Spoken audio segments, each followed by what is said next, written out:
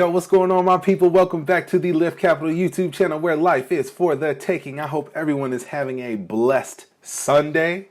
Yo, let's get into it. We're actually going to be reviewing something that I am, again, so very excited to present, okay? The ISO 20022 ecosystem is going to be one of the biggest shifts in the financial world, period. One of the biggest changes we've had, at least in America, in the past 50 plus years. Y'all, this is the ISO 20022 coin review series. Let's get into it. The second culprit that we have here is Stellar XLM. We will be reviewing Stellar today. Y'all, as you can see, I am so excited to bring this forth. Stellar, XLM, XRP's little sister, digital silver, if you will, XLM. Let's get into it. So yeah, guys, I'm totally excited to bring this forward. We have right here XLM at a $6.6 billion market cap. This is a major player. Circulating supply at around 23.7 billion tokens. Max supply was around 50 billion. Okay, so yeah, simply put, let's see what CoinMarketCap has to say about XLM. Simply put, Stellar is an open network that allows money to be moved and stored. When it was released in July 2014, one of its goals was boosting financial inclusion by reaching the world's unbanked. But soon afterwards, its priorities shifted to help financial firms connect with one another through blockchain technology. Blah, blah, blah. I will definitely be diving even more into that in this video, but let's see what it is this thing will be responsible for. So here at Lift Capital, we're going to be emphasizing the importance of what the ISO 20022 ecosystem will be and why it's so important to the new financial system. As we see here, Stellar, XLM, Zenfin, we just did a previous one. But we have 3 more reviews to go, guys. So we are today going to be going over XLM. Check them out. Go give them a shout on Twitter. I really like the devs and the team behind Stellar, especially when it comes down to their social media. They're very active, and as well, they make sure that they keep their site up to date. Check it out. Look, this is their site, guys. Stellar is an open network for storing and moving money. It's US dollar and the constellations. So nice. Borderless, limitless, powerful. Very nice, very nice. So what they have here is a global payment system. Basically, you leverage many currency-backed tokens already on Stellar. So what it allows you to do, for example, if you have remittances, if you have family out in Mexico and you're here in the U.S., and you want to send someone pesos from your Bitcoin. So you would download your Stellar app, for example, add your Bitcoin or whatever token into the wallet on the app, and then you can send that Bitcoin to your family out in Mexico, and it can come out to them in pesos. That's amazing, okay? I know, for example, with like Western Union and MoneyGram and whatnot, you're not able to send crypto and it comes out as fiat. Get what I'm saying? Or vice versa. So this is definitely, you can see where this is going. It's an asset exchange app. So yeah, guys, awesome stuff. Head over to their site and look at it. But we're going to dive in and see a little bit more about what's up with Stellar. So Stellar has no owner. Okay, they say if anything, it's owned by the public. The software runs across a decentralized open network and handles millions of transactions each day. Like Bitcoin and ETH, Stellar relies on blockchain to keep the network in sync, but the end user experience is more like cash. Okay, so for example, it runs on a DLT, it runs on a blockchain much faster than Bitcoin and Ethereum, but the end result isn't necessarily stellar lumens. It can be yen, euro, dollars, Bitcoin or Ethereum. So that makes it almost agnostic to one centralized currency. So yeah, guys, this diagram kind of shows you it as well. It's like a traditional dollar. Okay, you put that in, and the representation is what's being sent. So you're sending $10, and I might get $10 back in Bitcoin or Ethereum or something like that.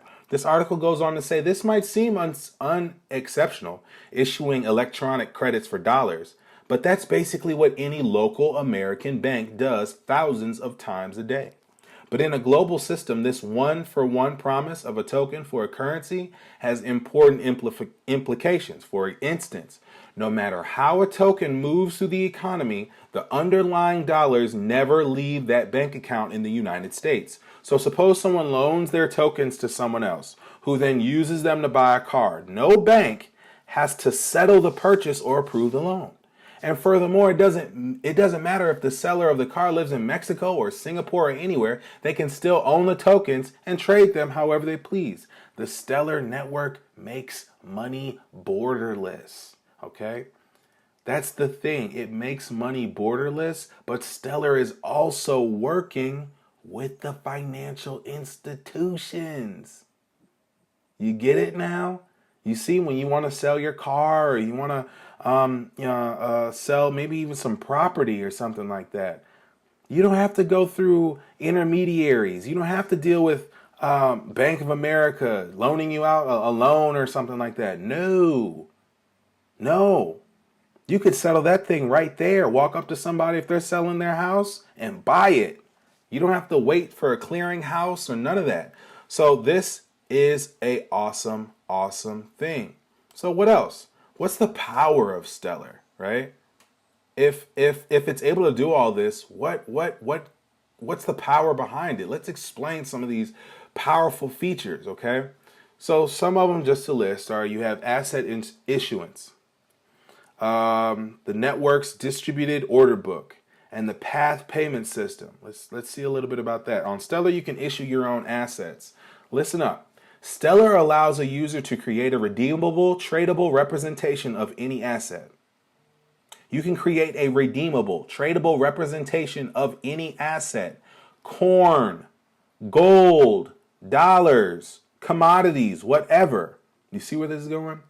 Tokens are most useful when tied to currencies representing dollars, yuan, euros digitally.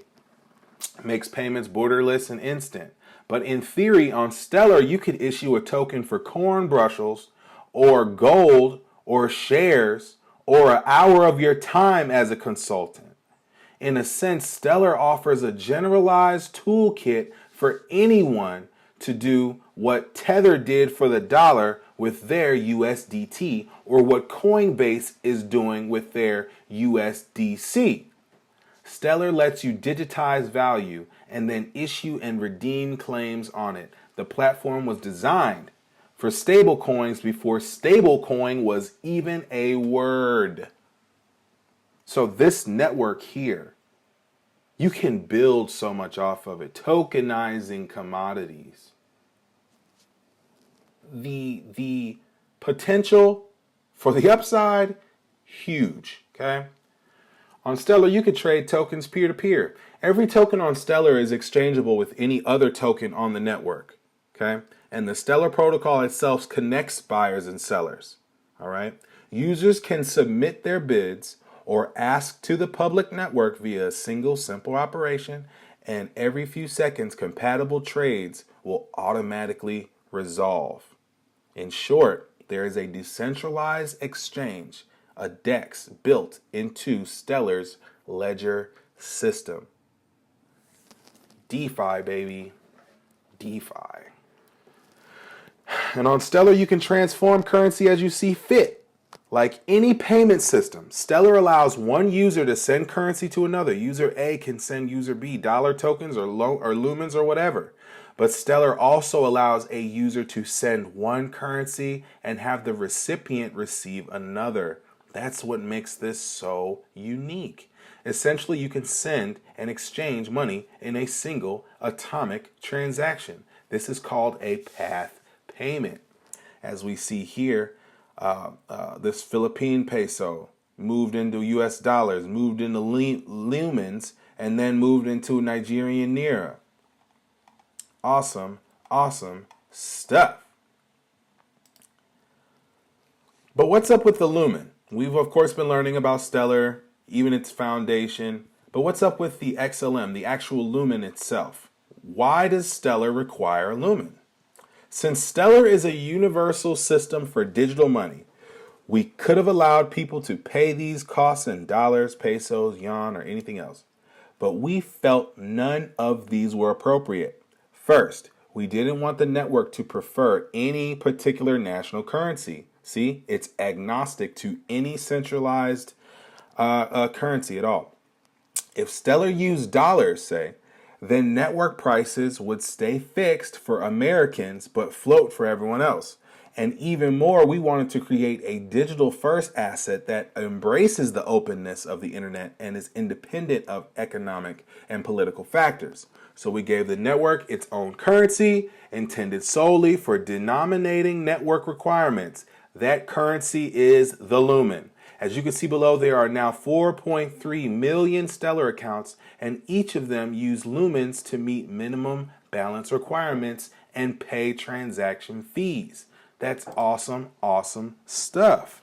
It really is. But let's look at some of the basics, some of the anchor basics, some of the things that's allowing Stellar to actually connect with the traditional banking system.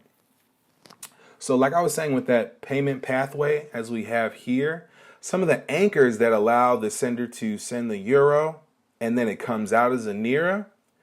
All right, that's this explained here. As a critical link between the Stellar network and the traditional banking system in their respective countries, anchors are positioned to leverage a variety of business models, monetization strategies, including deposit withdrawal fees, FX spread, I don't know what that is, and transaction fees. Successful anchors offer anchor services as part of the larger portfolio of products and services that leverage the efficiency of Stellar to provide new, cost-effective financial services ranging from API-based banking-as-a-service offerings to cross-border business-to-business payments, invoicing, remittances, person-to-person payments, international payroll, two-side marketplace payments. And then the Stellar Foundation wants more and more of these anchors so that the network can continue to thrive and grow. But let us go back to the beginning. We know what those anchors are truly going to be, and I'll get into it a little further, but a certain somebody has a network full of anchors. Full of them, okay? So what are some of the things that are actually being built on Stellar as of now? You have service providers, financial institutions, apps and wallets, payment providers, asset issuers, validators, all of these different things that are being built because it's an open financial infrastructure. Anyone can access it. There's no permission, application needed, none of that, right? So a few businesses that have come out of Stellar, you have Tempo and Cowrie.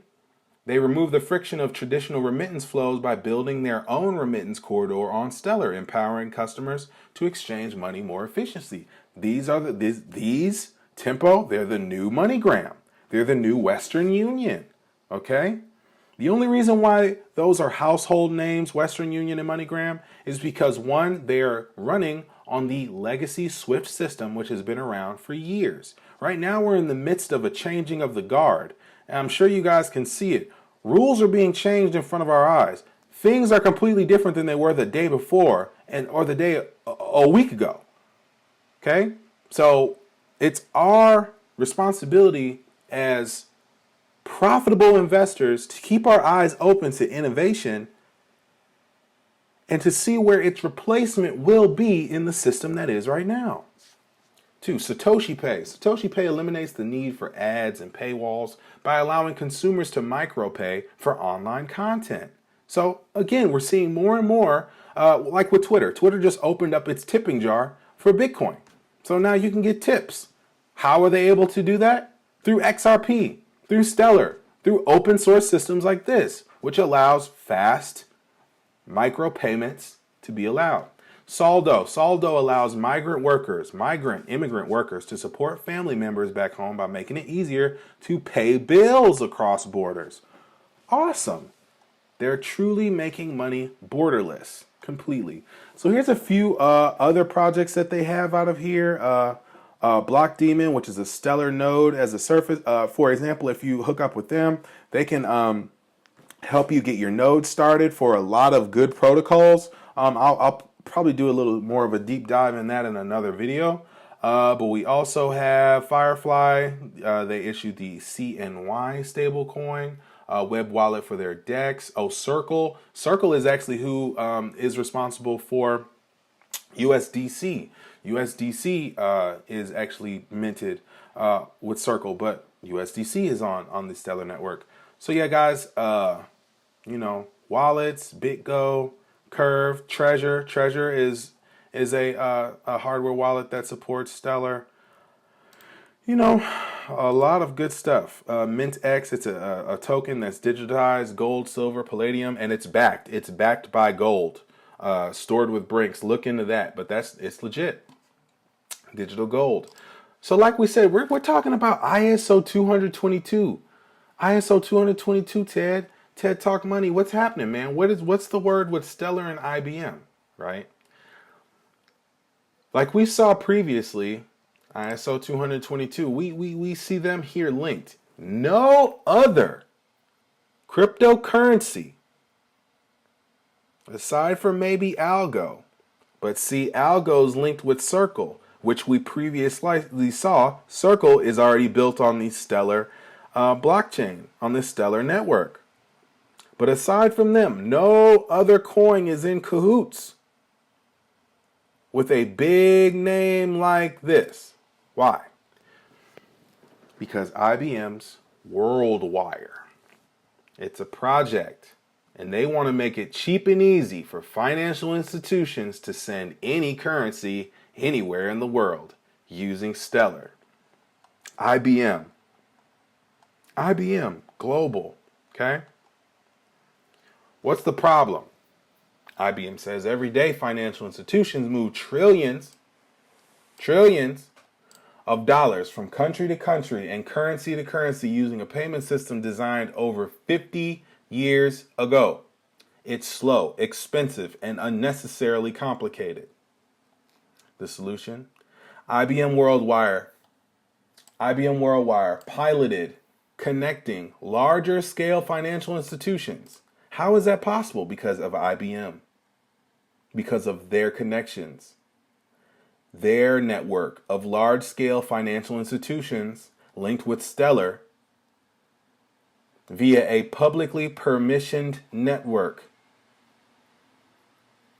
Regulated financial institutions applied to join the WorldWire and were selected by IBM. These institutions connected to WorldWire APIs to submit transactions to the Stellar network.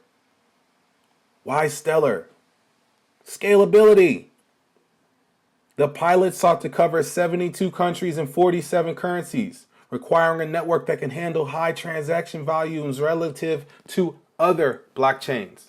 72 countries, 47 different currencies, all have to mess with each other on one network. Scalability. Why Stellar? Nonprofit. IBM believes an open source standard for payment should be stewarded by a non-profit foundation. Guys, there isn't even someone at the top of this that's collecting all of it. This is real financial inclusion. Decentralized blockchain tech.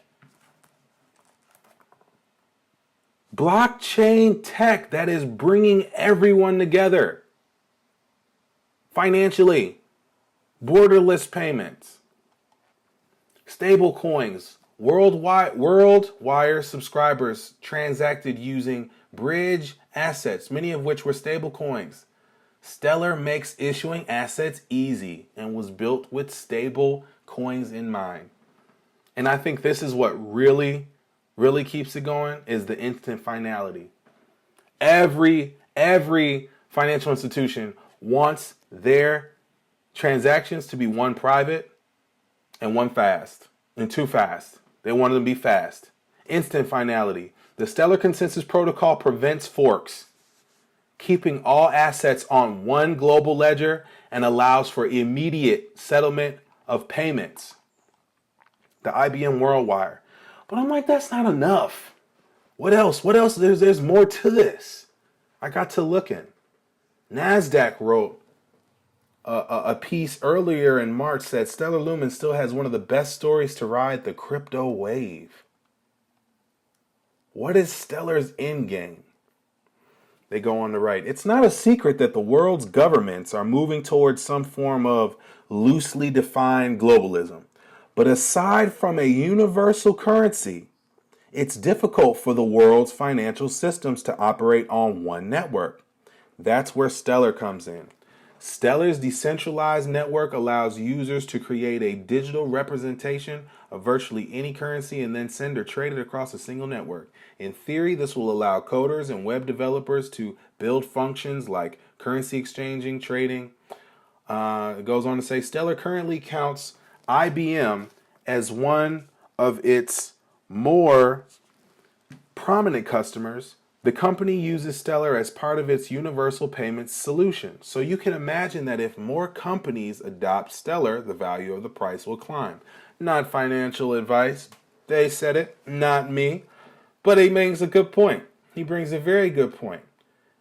You have a universal payment solution that's being utilized by high-end financial institutions. Huge.